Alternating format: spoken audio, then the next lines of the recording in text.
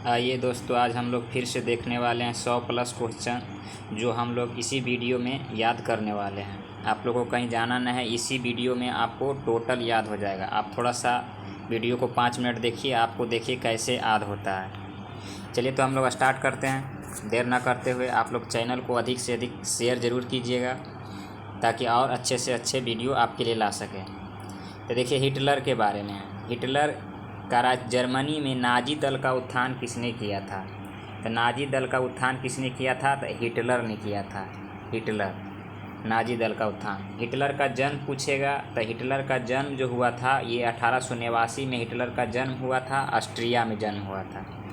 पूछता है कि हिटलर बचपन में क्या बनना चाहता था? तो ये हिटलर बचपन में ये चित्रकारी बनना चाहता था। क्या बनना चाहता था? चित्रकारी बनना चाहता था। आगे है कि प्रथम विश्व युद्ध में किसकी ओर से लड़ा था? ये हिटलर जो है प्रथम विश्व युद्ध में किसकी ओर से लड़ा था? तो ये जर्मनी की ओर से लड़ा था। याद रखिएगा, जर्मनी की ओर से।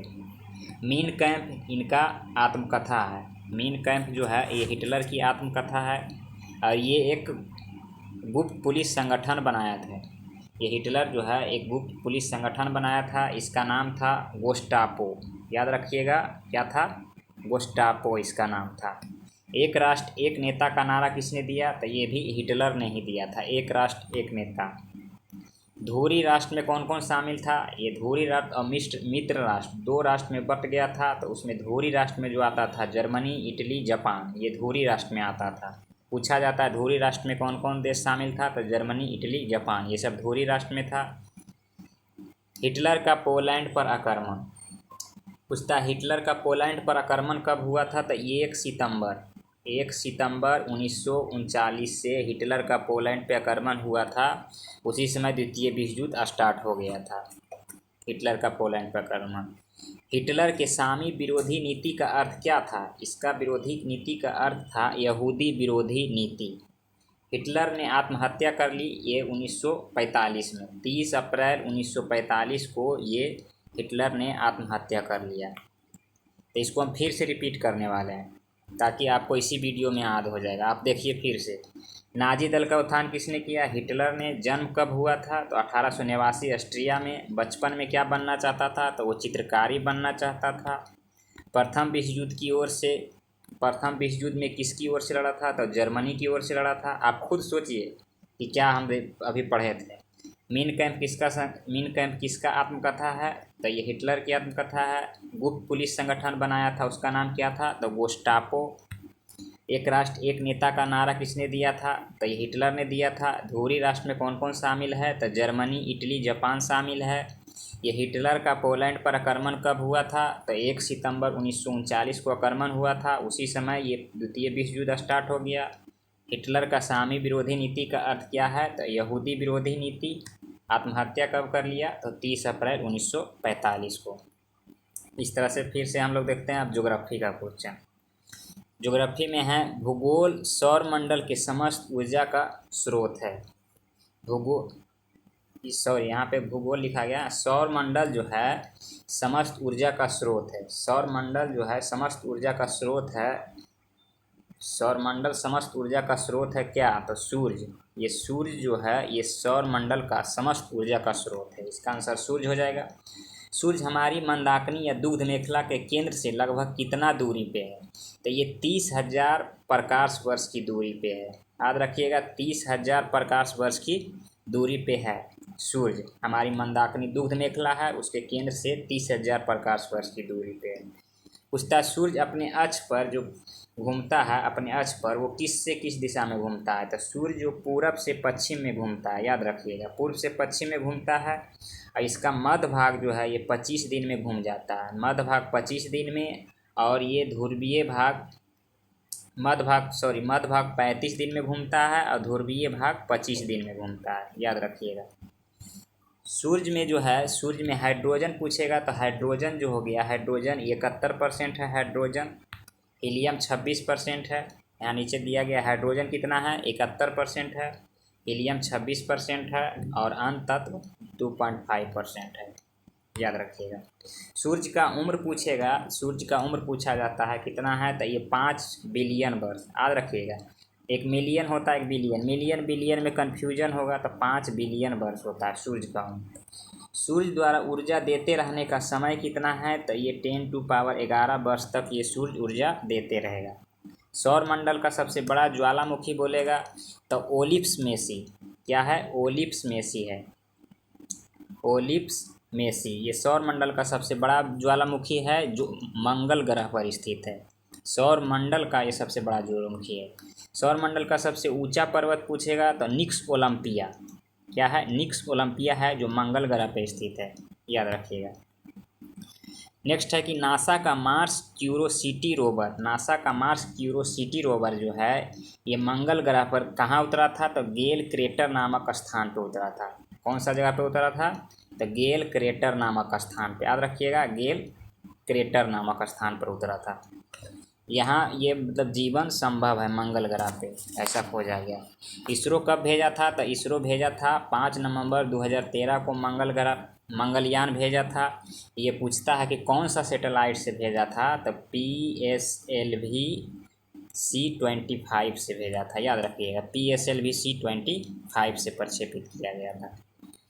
सनी उपग्रह का खोज किसने किया था, तो क्रिश्चियन हाइजेंस ने खोज किया था सनी उपग्रह का। सनी ग्रह का खोज किया। सनी ग्रह का सबसे बड़ा उपग्रह जो है ये टाइटन है। टाइटन जो है सनी ग्रह का सबसे बड़ा उपग्रह है टाइटन, जो 1665 में इसका खोज हुआ। और इसका खोज किसने किया, तो क्रिश्चियन हाइजेंस ने इसका खोज किया। सनी ग्रह का जो सबसे बड़ा उपग्रह है टाइटन, इसका खोज क्रिश्चियन हाइजेंस ने 1665 में किया। अरुण ग्रह का सबसे बड़ा उपग्रह पूछेगा तो टाइटेनिया। देखिए टाइटेनिया जो है अरुण का सबसे बड़ा उपग्रह है, टाइटेनिया। और लेकिन सनी का सबसे बड़ा उपग्रह टाइटन। अब वरुण का सबसे बड़ा उपग्रह पूछेगा तो ट्राइटॉन। ये तीनों अलग अलग हो जाता है। ये वरुण का सबसे बड़ा उपग्रह है ट्राइटॉन, अरुण का सबसे बड़ा उपग्रह टाइटेनिया और सनी का सबसे बड़ा उपग्रह टाइटन है। ये तीनों है। वरुण ग्रह को हरे ग्रह भी कहते हैं। आइए फिर से इसको हम रिपीट करते हैं। सौर मंडल के समस्त ऊर्जा का स्रोत क्या है, तो सूर्य है। सूर्य हमारी मंदाकिनी दुग्ध मेखला के केंद्र से लगभग कितना दूरी पे है, तो 30,000 प्रकाश वर्ष की दूरी पे है। सूर्य अपने अक्ष पर कैसे घूमता है, तो पूर्व से पश्चिम की ओर घूमता है। आप कुछ खुद से सोचते चलिए, दोबारा रिपीट होता है। तो सूर्य में हाइड्रोजन कितना है, तो 71%। हीलियम कितना है, तो 26%। अंतत कितना है, अंतत 2.5% है। इसी तरह से फिर हो गया सूर्य का उम्र पूछेगा तो सूर्य का उम्र हो गया 5 बिलियन वर्ष। और सूर्य द्वारा ऊर्जा देते रहने का समय हो गया 10⁻11 वर्ष हो गया। सौर मंडल का सबसे बड़ा ज्वालामुखी पूछेगा तो ओलिप्स मेसी हो गया, मंगल ग्रह पे है। सौर मंडल का सबसे ऊंचा पर्वत पूछेगा तो निक्स ओलंपिया है जो मंगल ग्रह पे स्थित है। नासा का मार्स क्यूरोसिटी रोवर जो है ये मंगल ग्रह पे कहाँ उतरा था, तो गेल क्रेटर नामक स्थान पे उतरा था। इसरो जो है भारत का ये 5 नवंबर 2013 को मंगलयान भेजा था। ये PSLV C25 से भेजा था। सनी का सबसे बड़ा उपग्रह कौन है, तो टाइटन है। अरुण का सबसे बड़ा उपग्रह कौन है, तो टाइटेनिया है। वरुण का सबसे बड़ा उपग्रह कौन है, तो ट्राइटॉन है। आइए अब देखते हैं पॉलिटी के बारे में।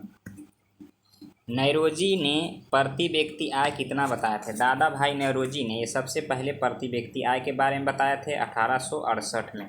ये 20 रुपये प्रति व्यक्ति आय बताए थे, 20 रुपया, याद रखिएगा, 20 रुपये प्रति व्यक्ति आय बताए थे। उसके बाद दूसरा व्यक्ति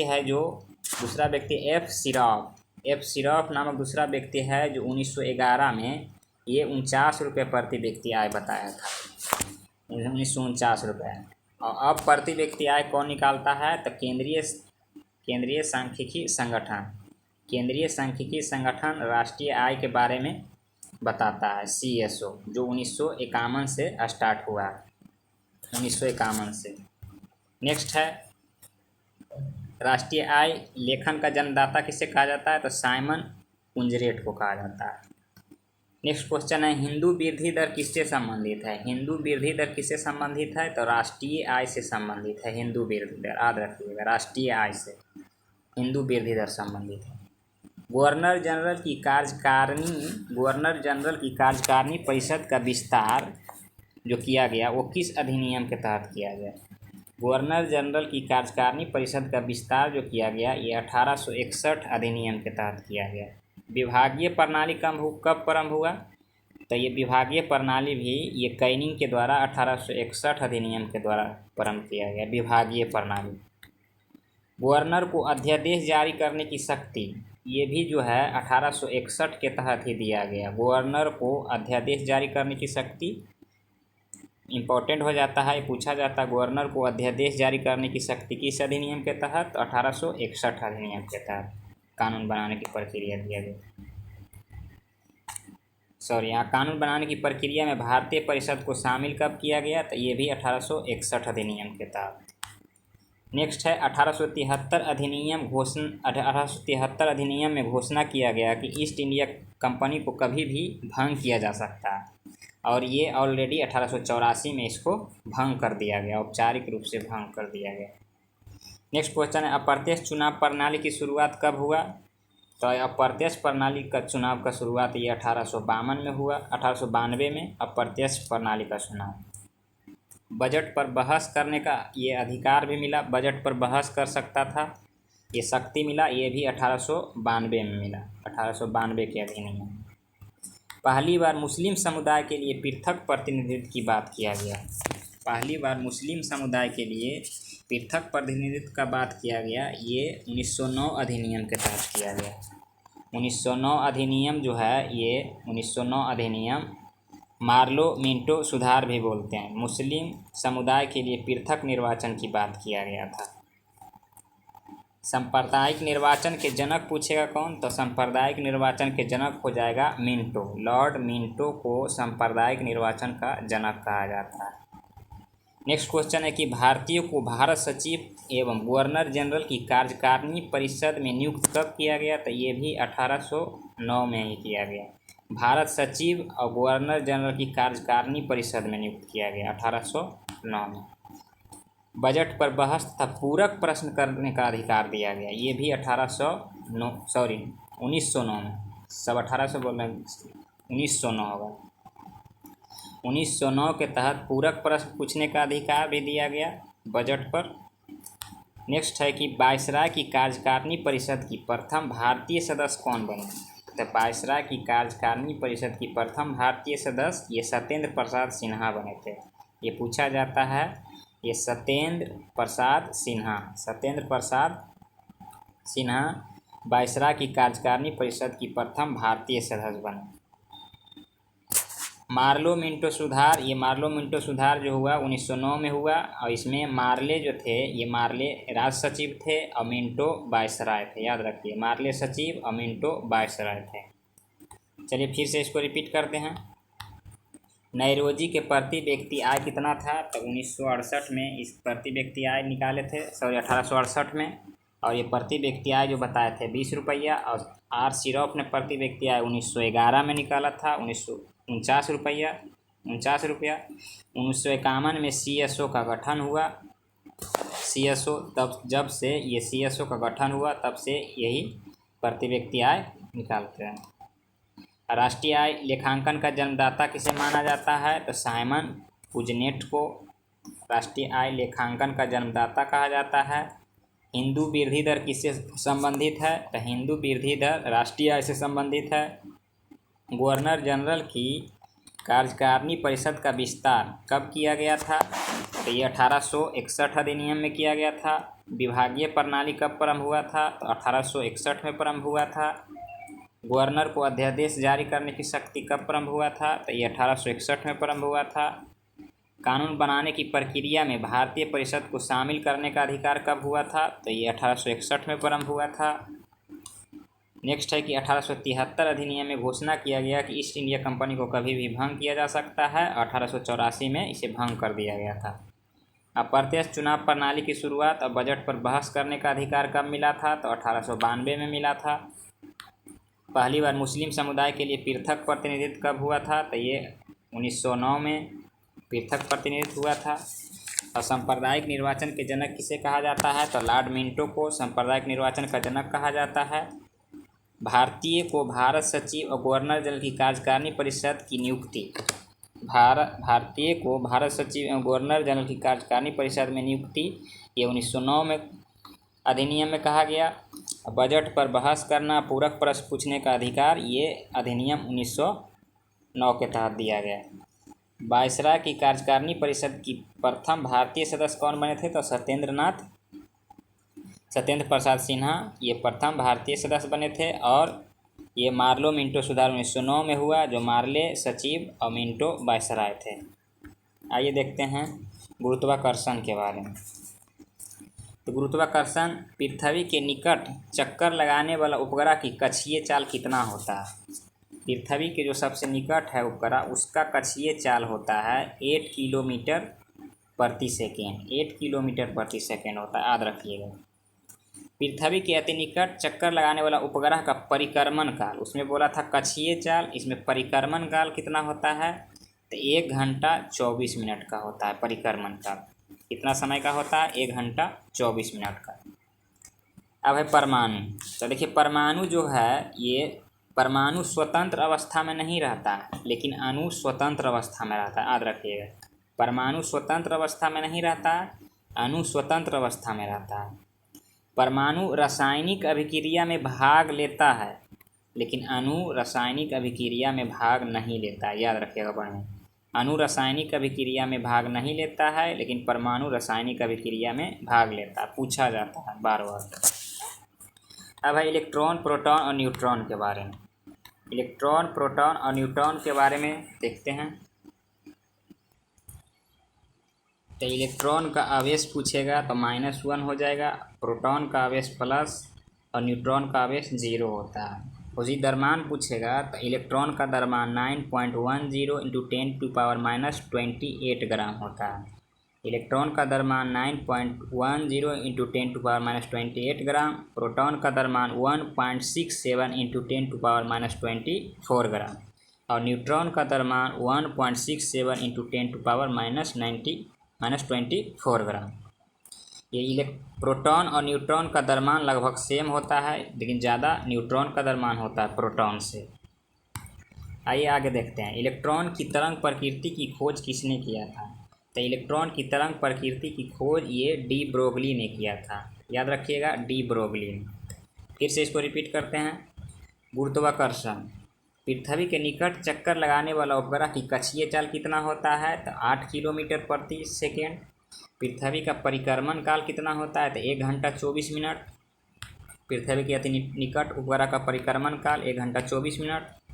परमाणु जो है ये स्वतंत्र अवस्था में नहीं रहता है, अणु स्वतंत्र अवस्था में रहता है। परमाणु अभिक्रिया में भाग लेता है, लेकिन अणु अभिक्रिया में भाग नहीं लेता है। इलेक्ट्रॉन, प्रोटॉन, न्यूट्रॉन के बारे में देखे थे। इलेक्ट्रॉन पे निगेटिव चार्ज, प्रोटॉन पे पॉजिटिव चार्ज और न्यूट्रॉन पे आवेशहीन है, ये 0 है। इलेक्ट्रॉन का द्रव्यमान देखे थे 9.1095 × 10⁻28 ग्राम, प्रोटॉन का 1.67 × 10⁻24 ग्राम और न्यूट्रॉन का 1.67 × 10⁻24 ग्राम। इलेक्ट्रॉन की तरंग प्रकृति की खोज किसने किया? तो डी ब्रोगली। विविध से देखते हैं कुछ। विविध से है कि भारत के केंद्रीय मंत्रिमंडल से इस्तीफा देने वाला प्रथम मंत्री कौन था? तो भारत के केंद्रीय मंत्रिमंडल से इस्तीफा देने वाला प्रथम मंत्री था श्यामा प्रसाद मुखर्जी, याद रखिएगा, श्यामा प्रसाद मुखर्जी। श्यामा प्रसाद मुखर्जी प्रथम मंत्री थे। स्वतंत्र भारत में जन्मे भारत के प्रथम मुख्य न्यायाधीश कौन थे? तो स्वतंत्र भारत में जन्मे भारत के प्रथम मुख्य न्यायाधीश श्रोम होमी कपाड़िया थे। ये कपाड़िया थे, कपाड़िया। प्रथम मुख्य न्यायाधीश कौन था? तो हीरालाल जेकानी। हीरालाल जेकानिया प्रथम भारत के प्रथम मुख्य न्यायाधीश थे। आगे है कि अंतर्राष्ट्रीय न्यायालय में प्रथम भारतीय कौन थे? अंतर्राष्ट्रीय न्यायालय में प्रथम भारतीय न्यायाधीश कौन थे? तो नगेंद्र दत्त, याद रखिएगा। ये नगेंद्र दत्त जो थे, नगेंद्र दत्त ये अंतर्राष्ट्रीय न्यायालय में प्रथम भारतीय न्यायाधीश थे। मैग्सेसे अवार्ड पाने वाला प्रथम भारतीय कौन था? तो ये विनोबा भावे। विनोबा भावे जो थे ये मैग्सेसे अवार्ड पाने वाला प्रथम भारतीय थे। स्टालिन पुरस्कार प्राप्त करने वाला प्रथम भारतीय कौन था? तो सैफुद्दीन किचलू। सैफुद्दीन किचली स्टालिन पुरस्कार पाने वाला प्रथम भारतीय। गोल्डन ग्लोब अवार्ड जीतने वाला प्रथम भारतीय कौन था? तो A.R. रहमान। A.R. रहमान जो था, A.R. रहमान ये गोल्डन ग्लोब अवार्ड जीतने वाला प्रथम भारतीय था। फिर से इसको रिपीट करते हैं। भारत के केंद्रीय मंत्रिमंडल से इस्तीफा देने वाला प्रथम मंत्री तो श्यामा प्रसाद मुखर्जी। स्वतंत्र भारत में जन्मे भारत के प्रथम मुख्य न्यायाधीश तो होमी कपाड़िया। और भारत का प्रथम मुख्य न्यायाधीश तो हीरालाल जे कानिया। अंतर्राष्ट्रीय न्यायालय में प्रथम भारतीय न्यायाधीश तो ये हो गया नगेंद्र सिंह। और मैग्सेसे अवार्ड पाने वाला प्रथम भारतीय तो विनोबा भावे। स्टालिन पुरस्कार प्राप्त करने वाला प्रथम भारतीय तो सैफुद्दीन किचलू। और ये हो गया गोल्डन ग्लोब अवार्ड जीतने वाला प्रथम भारतीय तो A.R. रहमान। अब देखते हैं हिस्ट्री से। फिर कहता है फासिज्म का उदय सर्वप्रथम कहाँ हुआ था? तो फासिज्म का उदय जो हुआ था ये सबसे पहले इटली में हुआ था। इटली में। इसका जन्मदाता किसे कहा जाता है? तो इसका जन्मदाता मुसोलिन को कहते हैं। जन्मदाता मुसोलिन को कहते हैं। मुसोलिन का जन्म कब हुआ था? तो ये 1883 में मुसोलिन का जन्म हुआ था, याद रखिएगा। मुसोलिन को किस नाम से पुकारा जाता है? तो ये ड्यूस के नाम से। ड्यूस के नाम से मुसोलिन को पुकारा जाता है। फांसीवादी के स्वयंसेवक कौन सा कपड़ा पहनता था? तो ये काली कमीज पहनता था, याद रखिएगा, काली कमीज। मुसोलिन जो है ये मुसोलिन 1922 ईस्वी में रोम पर 1922 में रोम पर और 1935 में अबिसीनिया पर आक्रमण किया। अबिसीनिया 1922 में रोम पर और 1935 में अबिसीनिया पर आक्रमण किया। मुसोलिन ने 10 जनवरी 1939 को ये द्वितीय विश्व युद्ध में शामिल हुआ। मुसोलिन। इटली में फांसीवाद का अंत कब हो गया? तो ये 28 अप्रैल 1945 में इटली में फांसीवाद का अंत हो गया। चलिए फिर से देखते हैं। फांसीवाद का उदय सर्वप्रथम कहाँ हुआ था? तो इटली में। जन्मदाता कौन है? तो मुसोलिन। इनका जन्म कब हुआ था? तो 1883 में जन्म हुआ था। मुसोलिन को किस नाम से पुकारा जाता है? तो ये मुसोलिन को ड्यूस के नाम से पुकारा जाता है। फांसीवादी के स्वयंसेवक कौन थे? क्या पहनते थे? तो काली कमीज। मुसोलिन ने 1922 ईस्वी में रोम पर और 1935 में अबिसीनिया पर आक्रमण किया। और मुसोलिन जो है ये 10 जनवरी 1939 को द्वितीय विश्व युद्ध में शामिल हुआ। और इटली के फांसीवाद का अंत कब हो गया? तो 28 अप्रैल 1945 को। अब भूगोल देखते हैं फिर से। भूगोल है ज्योग्राफी। पृथ्वी का आकार पूछता है। तो पृथ्वी का आकार जो है, पृथ्वी आकार में ये 5वां नंबर पे है। पृथ्वी आकार में 5वां सबसे बड़ा ग्रह है। सूर्य से पृथ्वी की दूरी पूछा जाता है। तो ये 150 मिलियन, लगभग 150 मिलियन के आसपास सूर्य से पृथ्वी की दूरी है। पृथ्वी अपने अक्ष पर कितना किलोमीटर पर घंटा से घूमता है? तो 1610 किलोमीटर पर घंटा से घूमता है अपने अक्ष पे पृथ्वी। रात्रि में दिखाई पड़ने वाला सर्वाधिक चमकीला तारा कौन सा है? तो साइरस या डॉग स्टार।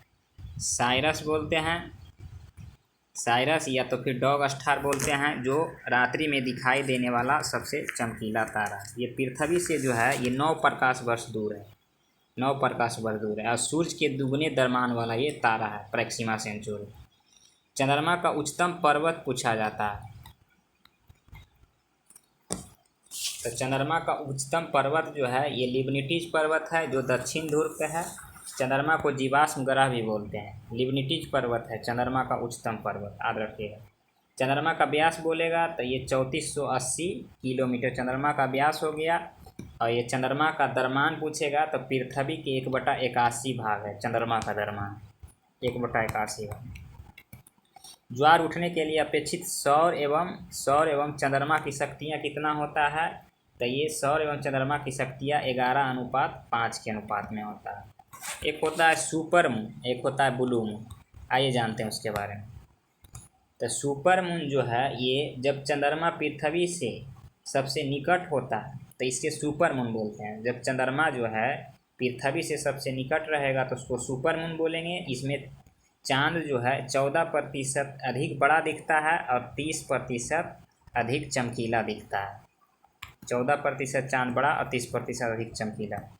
चंद्रमा पृथ्वी के बीच की दूरी, चंद्रमा और पृथ्वी के बीच की दूरी जो है 3,84,365 वर्ग किलोमीटर, 65 किलोमीटर, याद रखिएगा। ब्लू मून किसको बोलेंगे? तो ब्लू मून उसको बोलेंगे जब एक कैलेंडर माह में 2 पूर्णिमा हो, और 2 पूर्णिमा हो तो दूसरा पूर्णिमा को हम ब्लू मून बोलते हैं। जब एक माह में 2 पूर्णिमा लग जाए तो दूसरा पूर्णिमा को हम ब्लू मून बोलेंगे। चलिए देखते हैं, इसको फिर से रिपीट करते हैं। पृथ्वी का आकार, ये 5वां नंबर का गड़ा है। 5वां नंबर का गड़ा सूर्य से पृथ्वी की दूरी बोलेगा, सूर्य से पृथ्वी की दूरी तो ये 150 मिलियन किलोमीटर है। पृथ्वी अपने अक्ष पर घूमता है 1610 किलोमीटर प्रति घंटा के हिसाब से। रात्रि में दिखाई देने वाला सबसे चमकीला तारा कौन है? तो साइरस, ये डॉग स्टार। प्रक्सिमा सेंचुरी जो है, ये प्रक्सिमा सेंचुरी पृथ्वी से 4.22 प्रकाश वर्ष की दूरी पे है। 4.22 प्रकाश वर्ष की दूरी पे प्रक्सिमा सेंचुरी है पृथ्वी से। चंद्रमा का उच्चतम पर्वत बोलेगा तो लिबनिटीज चंद्रमा का उच्चतम पर्वत है, लिबनिटीज। वही पूछेगा चंद्रमा का व्यास, तो ये 3,480 चंद्रमा का व्यास हो गया। उसके बाद मून यानी चंद्रमा का द्रव्यमान बोलेगा तो ये पृथ्वी का 1/81 है। ज्वार उठने के लिए अपेक्षित सौर एवं चंद्रमा की शक्तियाँ तो 11:5 हो गया। सुपर मून किसे बोलेंगे? तो सुपर मून जब चंद्रमा पृथ्वी के सबसे निकट हो, इसमें चाँद 14% बड़ा और 30% चमकीला दिखाई दे तो उसे सुपर मून बोलते हैं। चंद्रमा पृथ्वी के बीच की दूरी बोलेगा तो 3,84,365 वर्ग किलोमीटर है। अब ब्लू मून हो गया, एक कैलेंडर माह में जब 2 पूर्णिमा होगा तो दूसरा पूर्णिमा को ब्लू मून बोलेंगे। चलिए तो हम लोग मिलते हैं नेक्स्ट वीडियो में पंचवर्षीय योजना के साथ। आज यहीं तक। आप लोग वीडियो को अधिक से अधिक शेयर कीजिए और कमेंट में आप सुझाव दीजिए कि किस तरह से वीडियो आपको चाहिए।